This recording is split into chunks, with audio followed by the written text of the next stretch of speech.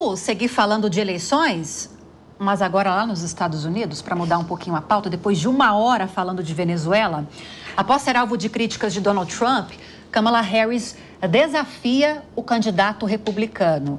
Em um comício na Geórgia, a atual vice-presidente dos Estados Unidos disse aos apoiadores, vou abrir aspas aqui, como reza o ditado, se você tem algo para me dizer... E aí, gente, foi a plateia que respondeu por ela, ou completou a frase dela, né? Fala na minha cara. E ela foi lá e reforçou. Fala na minha cara. E aqui eu fecho aspas. E os democratas começaram hoje a votação para confirmar a candidatura de Kamala Harris à presidência. Essa votação é feita de forma online e segue até a noite da próxima segunda-feira. O partido não informou como vai ser feito o monitoramento, nem a forma como os resultados dessa nomeação serão anunciados. Os democratas tentam antecipar essa confirmação antes da convenção partidária, marcada para a segunda quinzena deste mês. Ana, já perderam tempo demais. Quanto mais puder acelerar, melhor, é isso? Pois é. Eu acho que, diferentemente do que a gente estava discutindo até agora, no caso do Partido Democrata, não existem muitos outros candidatos a assumir a candidatura do Joe Biden, até porque o próprio Joe Biden já declarou seu apoio a ela. Houve, desde o momento em que ele decidiu renunciar à candidatura, toda uma voltada de flashes para Kamala. Então, é essencial que o Partido Democrata regularize e confirme ela como a sua candidata para que ela possa até fazer o uso do exercício ali de todo o arcabouço, de todos os mecanismos de campanha que um candidato já declarado tem ao seu poder. E faz muito bem o Partido Democrata de colocar a marcha aí na velocidade maior possível para conseguir fazer isso acontecer. Daisy, está acompanhando de perto também as eleições lá nos Estados Unidos. O que eu tenho lido muito, porque também eu sou, pela profissão, preciso acompanhar, é que, de fato, a chegada de Kamala Harris trouxe uma energia e um vigor para o Partido Democrata que há tempos não se via. Ainda que não ganhem as eleições, embora está muito indefinido ainda, a chegada dela trouxe indefinição para o que antes era quase uma certeza para Trump, né? Ainda que não haja um resultado mais ou menos definido, posiciona bem os democratas, né?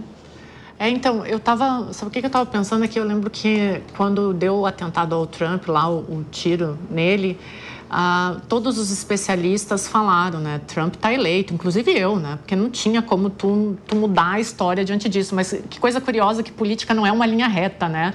Do nada o jogo vira e olha a força e a potência que a Kamala vem agora, né? Vem mudando esse discurso, vem trazendo a população para junto dela, vem mobilizando, né? E colocando, as últimas pesquisas, elas indicavam praticamente um empate entre ela e o Trump, né? Então, me impressiona essas mudanças da política.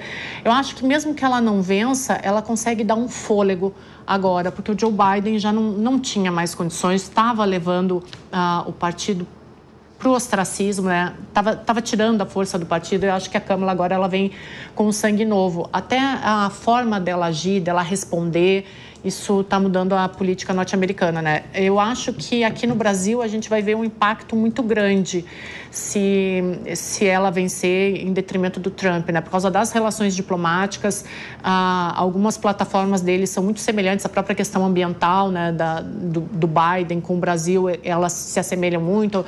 A defesa da democracia, que agora está mudando para o nosso lado, não para o lado da Câmara, mas são alguns pontos da relação diplomática que são essenciais para as duas linhas.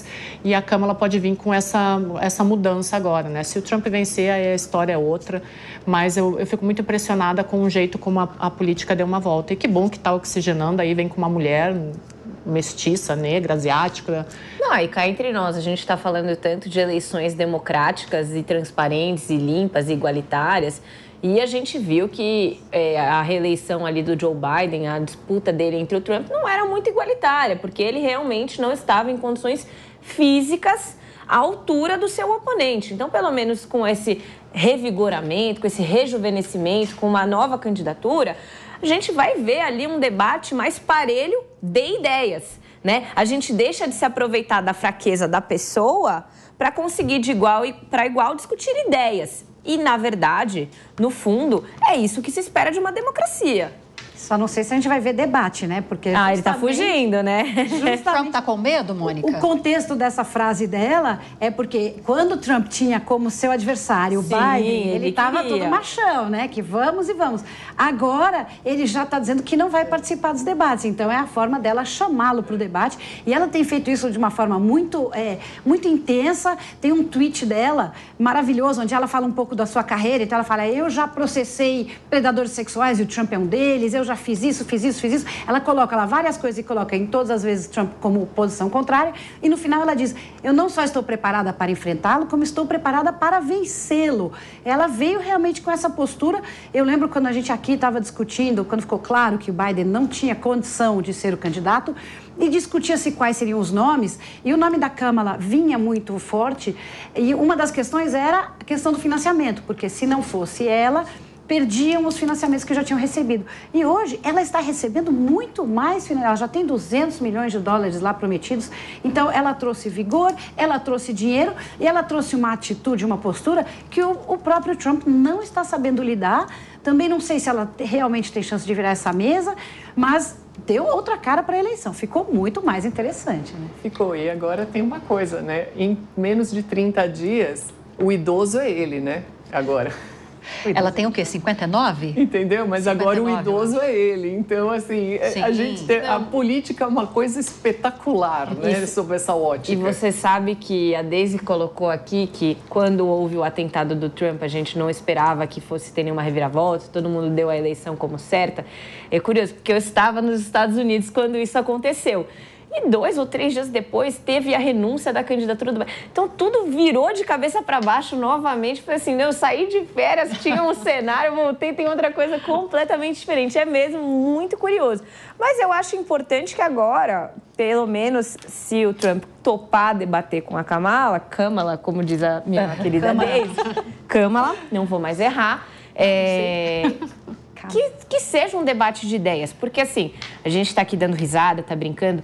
Eu, como boa feminista, adoro a ideia de ter uma presidenta mulher nos Estados Unidos, mas sei também que a situação da população americana não é das melhores, economicamente falando. Acho que a Carla, inclusive, deve saber detalhar isso melhor do que eu, mas a gente sabe que teve um aumento do custo de vida para os próprios americanos. Não estou nem falando de mim, brasileira, que estava lá de férias, não é isso. Mas para o que eles chamam de cesta básica ali, a situação econômica deu uma piorada muito grande. Então, existe uma insatisfação com o governo democrata como um todo. A gente precisa ver como a Câmara vai conseguir contornar essa situação para continuar no poder, né? Carla, é mais ou menos isso? É uma situação economicamente preocupante?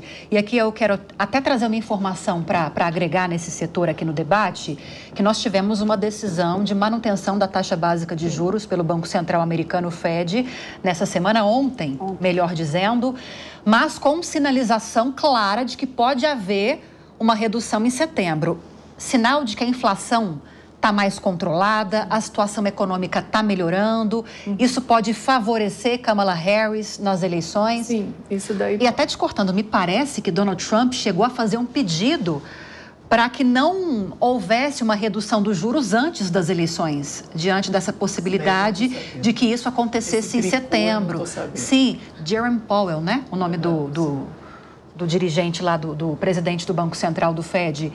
Porque ele sabe que isso pode trazer um impacto positivo para o Partido Democrata nas eleições. Isso. A economia americana, ela está passando, digamos assim, ela pegou esse final, né, da pandemia e com a estrutura inflacionária, durante a pandemia, a inflação nos Estados Unidos bateu 10% ao ano.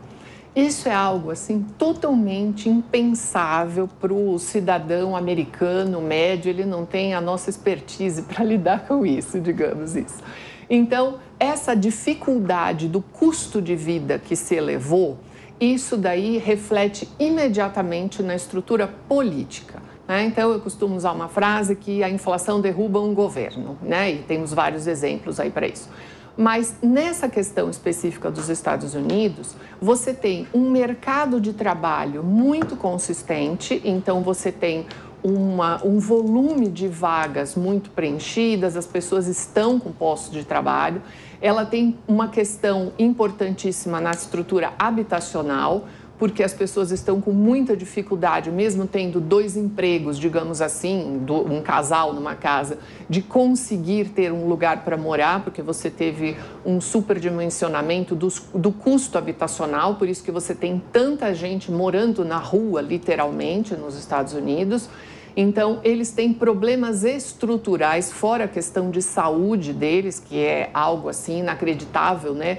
O país mais rico, digamos assim, do mundo não tem uma estrutura que forneça saúde para a própria população, mas tem 800 bases militares no mundo todo. Então, é onde cada sociedade decide, né, onde é que coloca o seu dinheiro. Então, essa construção agora para a população americana, que está muito machucada, digamos assim, pós-pandemia, isso sim pode melhorar o resultado para ela, porque diminuindo um pouco a taxa de juros, você também tem um dinamismo maior até do crédito e outras questões na economia. Então, para ela, essa movimentação agora mais próxima da eleição seria uma coisa bem interessante. Mônica, eu estava lendo uma análise porque antes da desistência de Biden e de muito se levantar possibilidades de candidatos que tinham força e potência para substituí-lo nessas eleições nos Estados Unidos, muito se falava sobre a baixa popularidade de Kamala Harris.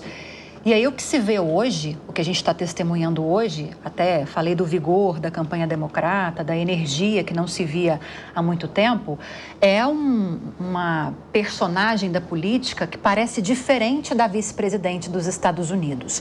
E nessa análise, a analista política disse que há, de forma proposital, uma tentativa de não dar protagonismo ao vice-presidente, não só nos Estados Unidos.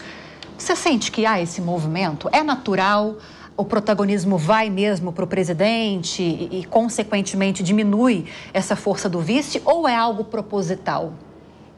Acho que a resposta é que as duas coisas são reais. É natural, então, claro que o presidente tem o protagonismo. Depende da pessoa que é o presidente, depende da pessoa do vice, então tem situações em que isso vai funcionar melhor ou pior, mas justamente no caso dos Estados Unidos, o cargo do vice-presidente é um caso muito ingrato, porque ele acaba sendo uma pessoa que vai executar e que vai mexer em algumas feridas, e a Kamala justamente ela teve muitas derrotas, porque ela teve que entrar em alguns temas muito espinhosos, então ela estava assim num lugar dentro dos Estados Unidos, politicamente, num lugar ruim, num lugar de muita solidão, de muita dor, porque ela foi arrecadando derrotas, ela não mostrou o seu carisma, não teve a oportunidade de mostrar esse lado que hoje ela mostra, e aí nós vamos cair numa coisa que muita gente que mexe com política sabe, que existe uma enorme diferença entre o candidato e o mandatário eleito.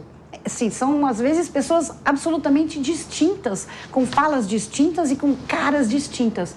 Então, o que está acontecendo com ela é isso. Ela agora entrou no personagem da candidata, e de uma candidata forte, e de uma candidata que deu uma cambalhota em cima do Trump, que estava usando argumentos contra o candidato democrata, que hoje se viram contra ele. Então, para ela, acabou sendo muito melhor. Ela está muito bem no lugar de candidata. Vamos ver se ela chegar à presidência, se ela vai conseguir manter essa energia, porque como vice-presidente, realmente ela teve muita dificuldade.